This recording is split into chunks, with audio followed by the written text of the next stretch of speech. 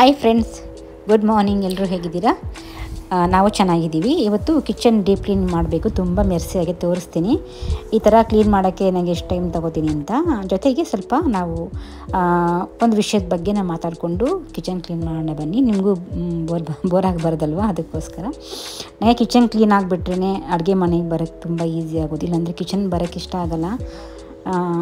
ಈ ಕಡೆ ಸ್ಟವ್ ಪಕ್ಕನೇ ಅವಾಗವಾಗ ಕ್ಲೀನ್ ಮಾಡ್ಕೋತೀನಿ.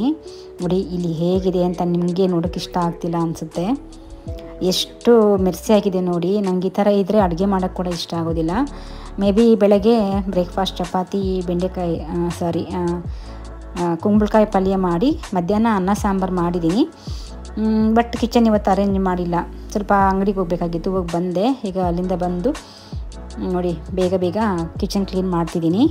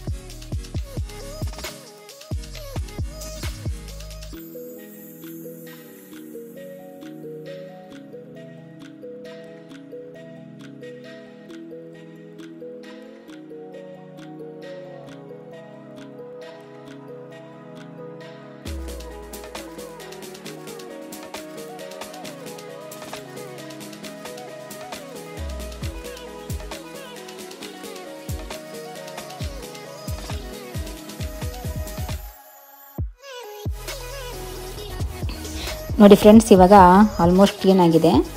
ನೋಡಿ ಈ ಥರ ಇರಬೇಕು ನನಗೆ ಕಿಚನ್. ಈ ಥರ ಇದ್ದರೆ ಅಡುಗೆ ಮಾಡೋಕ್ಕೆ ಖುಷಿಯಾಗುತ್ತೆ ನನಗೆ. ಇಲ್ಲಾಂದರೆ ನನಗೆ ಬರೋ ಕಿಚನ್ಗೆ ಇಷ್ಟ ಆಗೋಲ್ಲ. ಇನ್ನು ನಾನು ಬರದೆ ಇನ್ನು ಯಾರು ಬಂದು ಮಾಡ್ತಾರೆ, ನಾನೇ ಮಾಡಬೇಕಲ್ವ. ಅದಕ್ಕೆ ಆವಾಗ ಕಿಚನ್ ಕ್ಲೀನ್ ಮಾಡ್ಕೊಳ್ಳೋಕ್ಕೆ ನಾನು ತುಂಬ ಕಷ್ಟ ಆದರೂ ಕೂಡ ಸಾಂಗ್ಸ್ ಎಲ್ಲ ಕೇಳಿಕೊಂಡು ನಾನು ಕ್ಲೀನ್ ಮಾಡ್ಕೋತೀನಿ. ನೋಡಿ ಇವಾಗ ಕೌಂಟರ್ ಟಾಪ್ ಕ್ಲೀನಿಂಗ್ ಎಲ್ಲ ಆಯಿತು.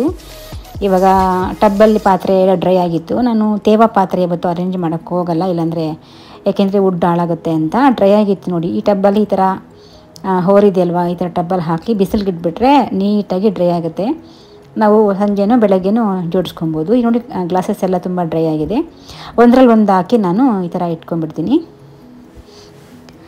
ಇದೇ ಥರ ಕಿಚನ್ ಕ್ಲೀನಿಂಗ್ ಆದಮೇಲೆ ಅಂತೂ ಏನಾದರೂ ಹೊಸ ಚಟ್ನಿ ಪುಡಿ ಅಥವಾ ಏನಾದರೂ ಪಲ್ಯಗಳು ಎಲ್ಲ ಮಾಡೋಕ್ಕೆ ತುಂಬ ಖುಷಿ ಕೊಡುತ್ತೆ ನನಗೆ. ಪ್ಲೇಟ್ಸು, ಗ್ಲಾಸಸ್, ಬೌಲ್ಸ್ ಇಲ್ಲೆಲ್ಲ ಅರೇಂಜ್ ಮಾಡ್ತೀನಿ. ನಿಮಗೆ ಒಂದು ವಿಷಯದ ಬಗ್ಗೆ ಹೇಳಬೇಕು ಅಂತ ಹೇಳಿದ್ನಲ್ವ. ಆ ವಿಷಯ ಏನಪ್ಪ ಅಂತ ಹೇಳಿದರೆ, ಈಗ ಹೆಣ್ಮಕ್ಳಿಗೆ ಮದುವೆ ಆದಮೇಲೆ ಸ್ವಲ್ಪ ಹೆಲ್ದಿಯಾಗಿ ಇರ್ತಾರೆ, ಬಟ್ 40+, ನನಗಿವಾಗ 40+ ಆಗಿದೆ ಏಜು. 40+ಅಲ್ಲಿ ಸ್ವಲ್ಪ ಕೇರ್ಫುಲ್ಲಾಗಿರಬೇಕು ಹೆಣ್ಮಕ್ಳು. ಟೈಮ್ ಊಟ ಮಾಡಬೇಕು, ಕ್ಯಾಲ್ಶಿಯಮ್ ಇರೋ ಫುಡ್ ತೊಗೋಬೇಕು. ಚಪಾತಿ, ಮುದ್ದೆ, ರೈಸ್ ಕಡಿಮೆ ಮಾಡಬೇಕು. ರೈಸು, ಸಕ್ಕರೆ, ಮೈದಾ ಹಿಟ್ಟು ಕಡಿಮೆ ಮಾಡಿ ಒಳ್ಳೆಯ ಹೆಲ್ದಿ ಪೋಷಕಾಂಶ ಇರುವಂತಹ ನಾವು ಊಟನ ಮಾಡಬೇಕಾಗತ್ತೆ. ಶಕ್ತಿ ಬೇಕಲ್ವ ನಮಗೂ, ಕೆಲಸ ಮಾಡದೇ ಇರಲಿ, ನಮ್ಮ ಕೆಲಸಗಳು ನಾವು ಮಾಡ್ಕೊಳ್ಳೋಕ್ಕೆ ಶಕ್ತಿ ಬೇಕಲ್ವ. ಇನ್ನೊಂದು ಇಂಪಾರ್ಟೆಂಟ್ ವಿಷಯ ಏನಂತಂದರೆ, ವರ್ಷಕ್ಕೆ 1 ವರ್ಷ ಅಥವಾ 2 ವರ್ಷಕ್ಕೆ ಒಂದು ಟೈಮು ಹೆಲ್ತ್ ಚೆಕಪ್, ಅಂದರೆ full body checkup, medical checkup ಮಾಡಿಸ್ಕೋಬೇಕು. ತುಂಬಾ ಇಂಪಾರ್ಟೆಂಟು. ನಮಗೆ ಅದರಲ್ಲಿ ಗೊತ್ತಾಗುತ್ತೆ, ಸಣ್ಣ ಪುಟ್ಟ ಪ್ರಾಬ್ಲಮ್ಸ್ ಇದ್ದರೆ ಗೊತ್ತಾಗುತ್ತೆ ಅಂತ. ನನ್ನ ಎಕ್ಸಾಂಪಲ್ ಕೊಡ್ತೀನಿ. ನನಗೆ ಪ್ರಾಬ್ಲಮ್ ಆಗಿತ್ತು ಕೂಡ, ನಂಗೆ ಗೊತ್ತಾಗಿದ್ದು ಕೂಡ ಅದರಿಂದನೇ, ಅದಕ್ಕೋಸ್ಕರ ಹೇಳ್ತಾ ಇದ್ದೀನಿ. ಎಸ್ಪೆಷಲಿ ಹೆಣ್ಮಕ್ಳು ಫಸ್ಟ್ ಆಫ್ ಆಲ್ ಗರ್ಭಕೋಶದ ಸ್ಕ್ಯಾನಿಂಗ್ ಎಲ್ಲ ಆವಾಗ ಮಾಡಿಸ್ಕೊತಾ ಇರಬೇಕು.